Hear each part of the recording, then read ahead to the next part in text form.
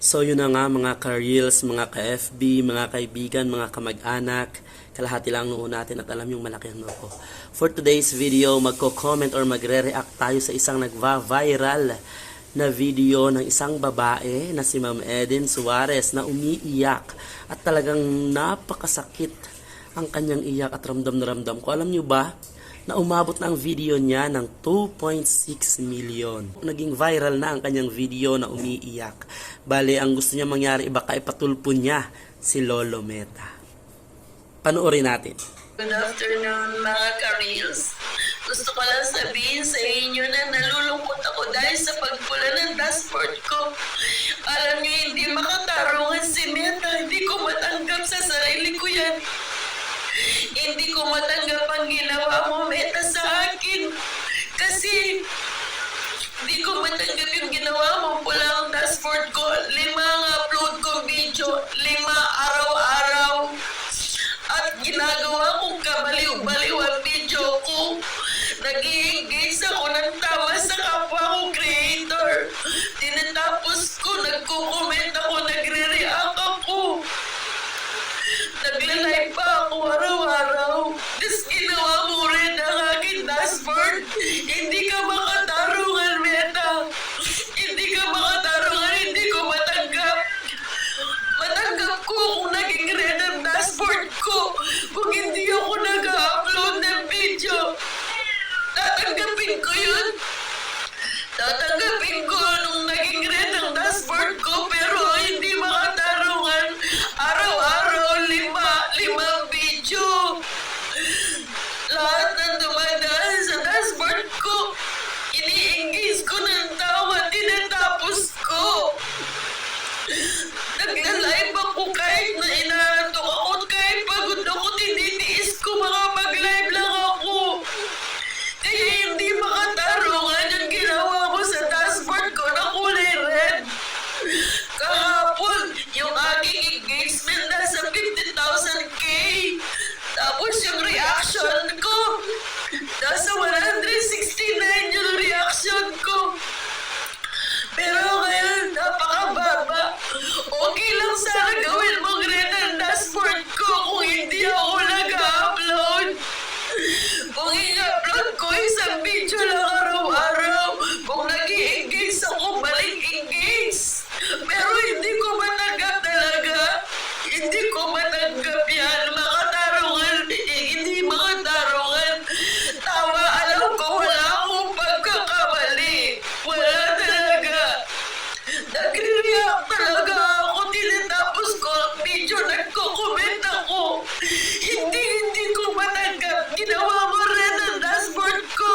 Hindi ko matanggap. Pagod na pagod ako. Nagpupuyat ako sa mga content ko.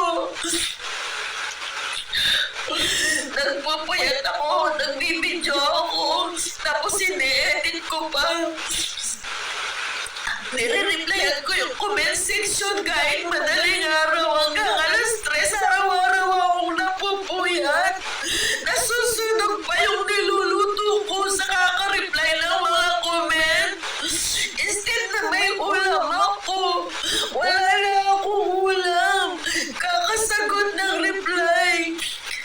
Kaka-edit ng content tapos yung ulam ko nasunog. Akalain mo yan, Meta? 5 video, bakit ginawa mo red? Kapagod ko! Napupuyat ako!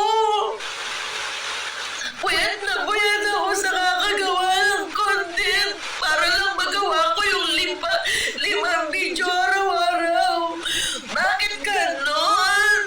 Bakit masyado kang mapagbiro? Tapos yung sound ko i-hold mo pa. Effort na ako. Ano pang gusto mo, Meta? Gusto kitang ipatulpo.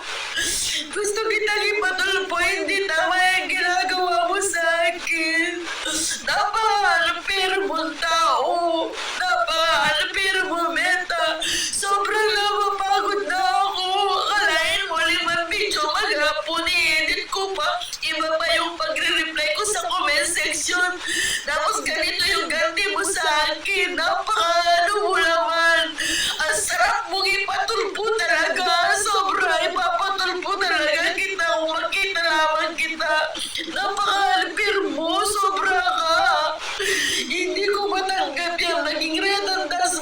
ko. Napakadami kong effort. Wala akong pagkukulang, Meta. So yun na nga, napanood natin ang video ni Ma'am Eden Suarez. Okay? Hindi po natin siya masisisi kung ganun po ang kanyang hinaing kay Lolo Meta. First of all, si Lolo Meta po ay hindi natin maaaring kasuhan at hindi natin maaaring ipatulpo, Ma'am Eden. I'm sorry to tell you that. Kasi isa po siyang program. Ang nagre-review po ng ating mga videos, ng ating mga ina-upload, yun po, mga tao na po yan. Pero almost lahat po ng mga video natin na ina-upload po ay digital at system po ang may hawak. Ang nagre-review na lang po niyan, yun po yung mga tauhan ni Lolo Meta. Hindi po natin maaaring pakasuhan o hindi po natin maaaring ipatulpo si Lolo Meta. Yes po, Ma'am Eden Suarez, naawa at nararamdaman ko po ang sakit na nararamdaman ninyo kasi minsan na rin pong namula ang aking dashboard. Ate Eden, ito po ay maging sa mga small content creator at big content creator na nakakaranas po ng ganyang sitwasyon. Nagkakaroon po ng red sa dashboard. Kaya don't worry po, Ate Eden. Wala naman pong problema kung yan po ay red ang ating dashboard. At the end of the day, sa akin lang po, gusto na lang, ang sa akin lang ha, ine-enjoy ko na lamang po yung pagre-reels, pagpo-post, pag-upload ng ating mga videos. Huwag po natin masyadong namnamin at mai-stress ka talaga kapag kaganyan ang ginawa niyo, Ma'am Eden Suarez. Nga po, Ma'am Eden Suarez, I hope na okay ka na po ngayon, naka-recover ka na. God bless you po, ma. Mag-iingat ka po lagi. So, yun na nga, ang may papayo ko na lang sa mga nagbabalak mag-digital or content creator, sa mga small content creator, enjoyin lang po natin ang sistema ni Lolo Meta kasi hindi naman po talaga permanente ito. For sure, mawawala din naman ito. So, kung sa ngayon ay na-enjoy natin, it's better. Okay? Mag-iingat po tayong lahat. God bless you po.